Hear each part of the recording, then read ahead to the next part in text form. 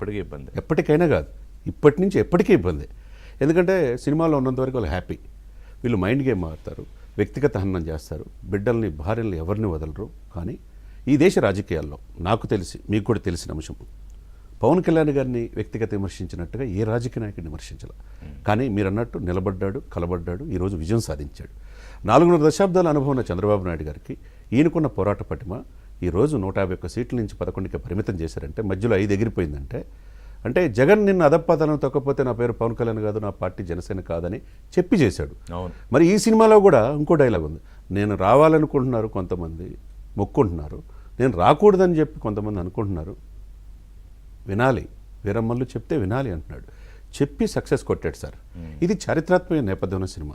మనం అశోకుడు చెట్లు నాటాడు, ఆ రోజున అశోకులు గారి సామ్రాజ్యం, మౌర్య సామ్రాజ్యం కావచ్చు, గుప్త సామ్రాజ్యం కావచ్చు, పల్లవులు కావచ్చు, చాళుక్యులు కావచ్చు, చోళులు కావచ్చు, ఈ చరిత్రని మనకి కరెక్ట్గా ఆనాటిలో పాఠ్యపుస్తకాలు మనకు చూపించారంటే అది చూపించాల.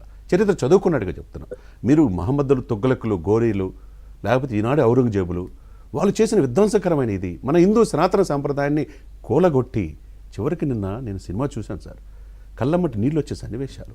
ఆ సినిమా తీయాలంటే గట్స్ ఉండాలా, అది హీరోకైనా, దర్శకుడికైనా, నిర్మాతలకైనా. ఎందుకంటే డబ్బు కావాలి.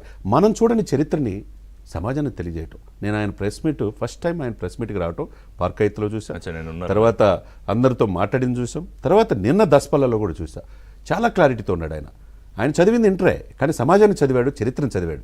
ఈరోజు మన చరిత్ర, మన భారతదేశం గొప్పతనం, మన హైందవ సంస్కృతి, మన కళలు ఎంత విధ్వంసం చేశారు, ఎంత దారుణం చేశారు అంటే, చెడుని చెవులో చెప్పాలి, మంచిని 10 మంది చెప్పాలని ఎప్పుడు చిరంజీవి గారు చెప్తూ ఉంటాడు. అంటే జరిగిన తప్పుని చెప్పడం తప్ప. ఇప్పుడు బాయ్కాట్ అని వీళ్ళు చేసినంత మాత్రాన వైసీపీకి ఇప్పుడు ప్రధాన ప్రతిపక్ష హోదా కూడా లేదు, 11 సీట్లకు పరిమితం అయిపోయింది.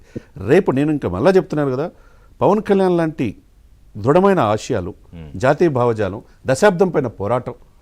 ఆయన ఏమంటున్నాడు, మీరు రఫా నరుక్కుంటా అంటున్నారు, ఏదో అంటున్నారు, ఇది సినిమా కాదు బాబు, మీరు ఎట్లా వస్తారో చూస్తారంటున్నాడు. ఈరోజు సినిమా తీసి సక్సెస్ అయ్యాడు. ఆయన ఎక్కడ కూడా రిలీజ్ అయిన తర్వాత సక్సెస్ మీట్లో కూడా పాల్గొనలా. ఫస్ట్ టైం పాల్గొన్న తర్వాత కూడా చాలా క్లారిటీ ఇచ్చాడు. మీరు బాయ్కట్ అంటే మీరేం భయపడొద్దు, నేను అన్ని దెబ్బలు తగిలే వచ్చాను. అదే అభిమానులు కూడా ఏం చెప్పారంటే, మీరు ధైర్యంగా ఎదుర్కోపోకండి, మీరేం కూర్చోక్కర్లేదు. ఇదే వద్దండి. ఒకటి సార్ వైసీపీ ప్రభుత్వంలో 155 మీద గుడుల మీద దాడులు జరిగినప్పుడు ఏమి స్పందించాల? అన్యాయంగా పిల్లల్ని చంపినప్పుడు, దళితులు డోర్ డెలివరీ చేసినప్పుడు ఏం స్పందించాల? నగ్నంగా పార్లమెంట్లో చూపించిన ఎంపీని ఏమి చేయాల? మీరు అరగంట గంట మెత్తుల్ని వీడియో కాల్ వచ్చినా ఏం చేయలేకపోయారు? ఇన్ని అరాచకాలు 5 సంవత్సరాలు మీరు చేసి 175 మాకు వస్తాయని చెప్పి ప్రమాణ స్వీకారోత్సవానికి వైజాగ్లో ఏర్పాటు చేసుకుంటేనే మిమ్మల్ని చెప్పి 11 సీట్లు పరిమితం చేశారు. 10 జిల్లాలో అయితే 0కే పరిమితం అయిపోయింది. ఇప్పుడు అన్ని జిల్లాల్లో చూసారా, ఎక్కువ మంది జనసేనలో ఎందుకు చేరుతున్నారు? వైసీపీ నుంచి. మీరు కాదనుకున్నారు, రాజకీయంగా వాళ్ళకి మరి ఎట్లా ఏదో ఒక దారి ఉండాలి లేదు. కాబట్టి ఇక్కడ ఏంటంటే, జగన్మోహన్ రెడ్డి గారు అనే వ్యక్తి ఈ రోజుకున్న ఆయన మీద ఉన్న ఎలిగేషన్స్, ఆయన మీద ఉన్న కేసులు, ఆయన మీద సిచ్యువేషన్స్ ఇవన్నీ చూస్తూ ఉంటే వాళ్ళకి నిద్ర పడతలా.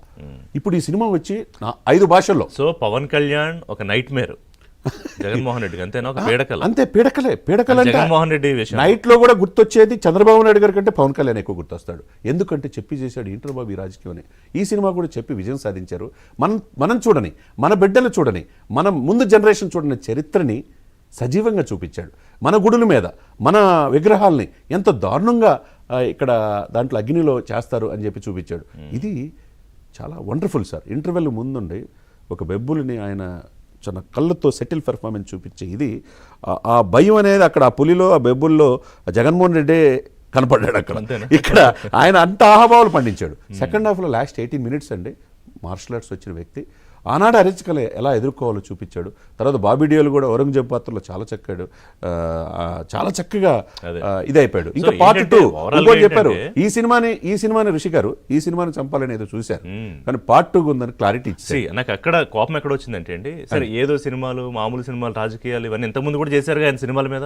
వకీల్ సాబ్ 10 రూపాయలు 15 రూపాయలు టికెట్, అప్పుడు వాళ్ళు ప్రభుత్వంలో ఉన్నప్పుడు టికెట్ ధర అదపాతాడానికి పడేసి చేశారు. ఇప్పుడు మరి ఆయన ఎక్కడ పడ్డాడు అంటే వస్తుంది కదా కాలం. ఇక్కడ వీళ్ళకి ఏంటంటే, ఆనాడు ఎన్టీ రామారావు గారు, ఎంజీఆర్ కావచ్చు, తర్వాత ఈయన రాజకీయాల సినిమాలు 2 బ్యాలెన్స్ చేస్తే సక్సెస్ అయినారు సార్. పైగా ఇప్పుడు ఈయన ఒంటరిగా